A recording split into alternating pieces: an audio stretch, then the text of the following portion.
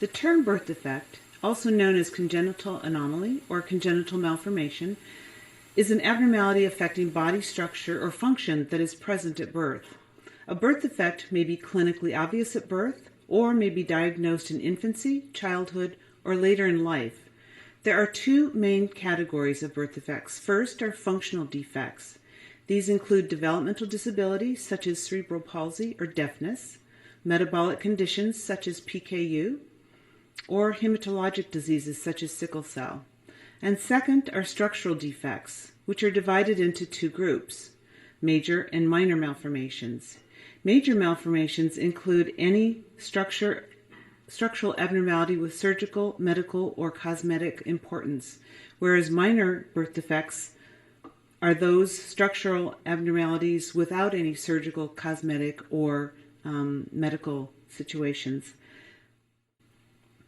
Major birth defects, as was mentioned, are common, occurring in 1 of every 33 babies or 3% of births, resulting in an estimated 120,000 affected babies per year in the United States.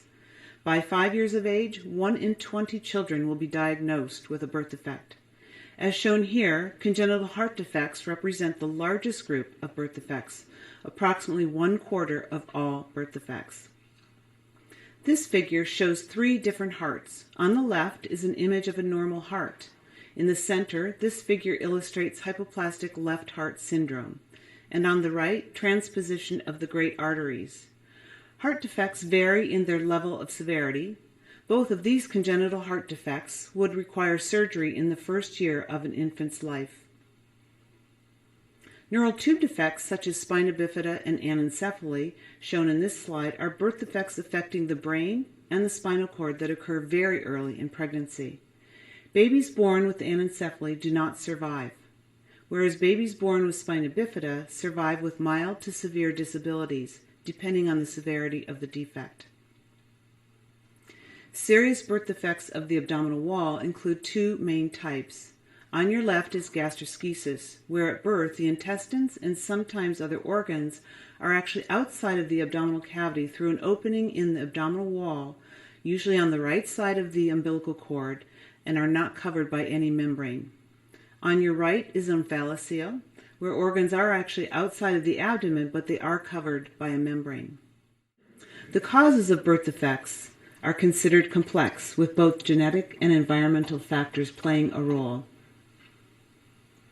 We know that birth defects occur early in pregnancy, often before a woman knows she's pregnant. For most birth defects, there is a critical time period in organ development when these occur. The process for many of these organs are likely patterned during the first 14 days after conception.